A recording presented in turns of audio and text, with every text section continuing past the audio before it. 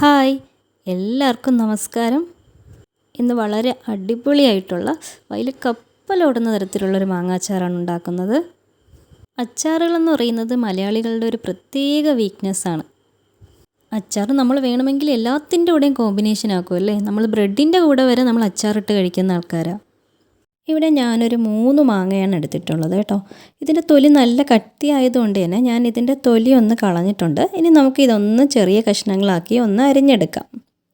ഒരു പച്ചമുളകും ഞാനൊന്ന് ചെറുതായിട്ടൊന്ന് അരിയുന്നുണ്ട്. വേണമെങ്കിൽ നിങ്ങൾക്ക് ഒന്നുകൂടി എടുക്കാം. ഇത് നല്ല എരിവുള്ള പച്ചമുളകാണ് കേട്ടോ, അതാണ് ഞാൻ ഒന്നെടുത്തത്. ഞാനിതിലേക്ക് ചെറുതായി അരിഞ്ഞു വെച്ച നമ്മുടെ മാങ്ങ കൂടി ചേർത്ത് കൊടുക്കുകയാണ്. ഇനി നമുക്കിതിലേക്ക് ഉപ്പിട്ട് കൊടുക്കാം.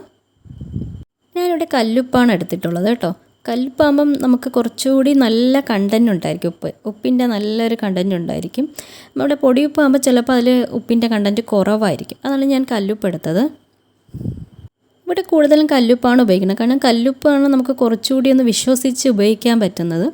അതിന് വേണമെങ്കിൽ ഞാനിത് പൊടിച്ചും വെക്കാറുണ്ട്. കാരണം അതാകുമ്പോൾ നമുക്ക് എളുപ്പത്തിൽ നമുക്ക് കറിയിലൊക്കെ ഇടുമ്പോൾ പെട്ടെന്ന് ആവും. കാരണം കല്ലുപ്പ് അലിയാനായിട്ട് കുറച്ച് സമയം എടുക്കുമല്ലോ.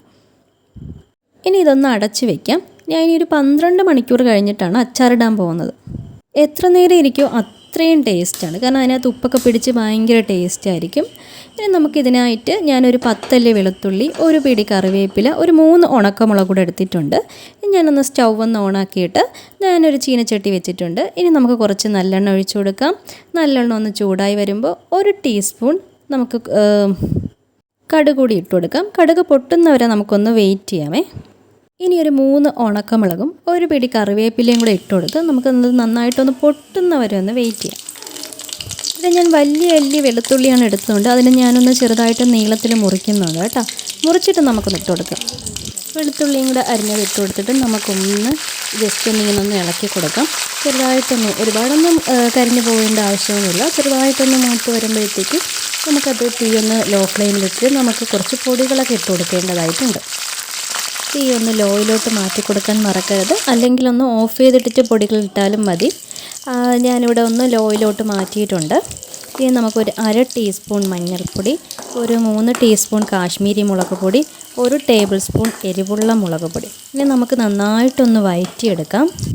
കാശ്മീരി മുളക് പൊടിയൊക്കെ നമുക്ക് എത്ര ഇട്ടാലും കുഴപ്പമൊന്നുമില്ല കേട്ടോ.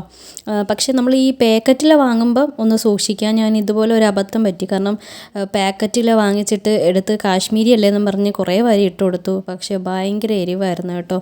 അതെന്താണെന്ന് എനിക്കറിയില്ല. കാശ്മീരി മുളക് പൊടി എന്നാണ് എഴുതിയിരുന്നത്. പക്ഷേ അത് പാക്കറ്റിൽ നമുക്ക് വരുന്ന കടകളിൽ ഇരുന്ന് തന്നെയാണ് ഞാൻ വാങ്ങിച്ചത്. പക്ഷേ എന്ത് ചെയ്യാനായിട്ട് ഭയങ്കര എരിവായിരുന്നു. അതുകൊണ്ട് പാക്കറ്റൊക്കെ ആണെങ്കിൽ ഒന്ന് സൂക്ഷിച്ചിടുക. കാരണം അത് കാശ്മീരിയുടെ പേരും എരിവ് മുളകിൻ്റെ ആ ഒരു ഇതുമാണെങ്കിൽ നമ്മൾ പെട്ടുപോകും.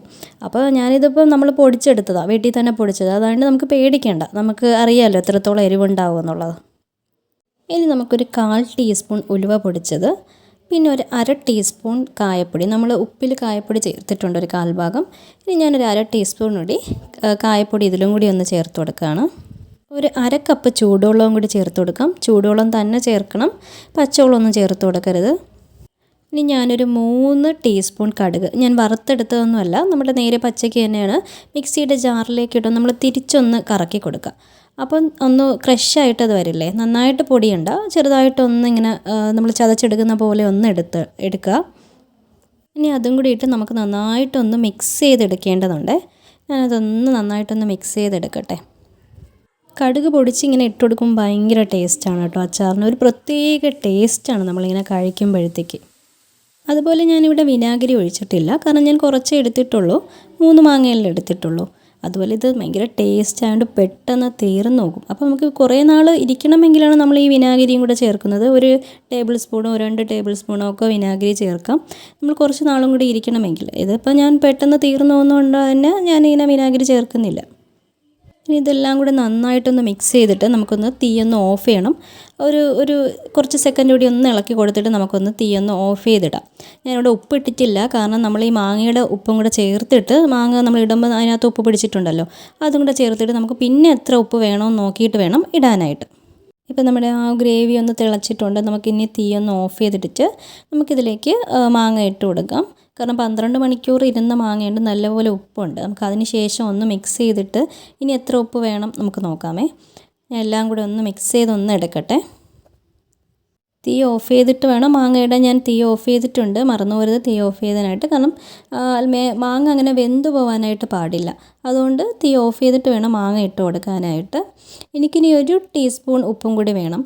ഇപ്പോൾ ആദ്യമായിട്ടൊക്കെ ഉപ്പിടുന്ന ആൾക്കാരാണെങ്കിൽ ആദ്യം ഒരു 1/4 ഭാഗം ഇട്ട് നോക്കുക, പിന്നെയും വേണമെങ്കിൽ പിന്നെയും 1/4 ഭാഗം ഇട്ടു, അങ്ങനെ വേണം ഉപ്പിടാനായിട്ട്. നമ്മൾ ആദ്യമേ എടുത്ത് ഒരുപാട് ഇട്ട് പോയി അത് കൂടിപ്പോവും.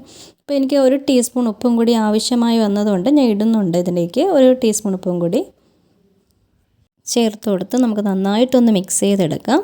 നമുക്കിനി ഉപ്പ് വേണമെന്ന് നോക്കാം. വേണ്ട, ഇത്ര മതി എന്ന്.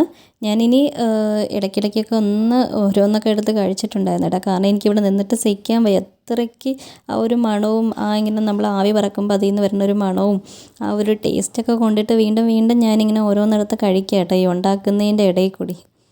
നല്ല ടേസ്റ്റാണ് കേട്ടോ ശരിക്കും. ഇതൊക്കെ 1 ആഴ്ചയോ 2 ആഴ്ചയോ കഴിയുമ്പം തന്നെ ഇത് തീർന്നു പോകും. ആഹാ.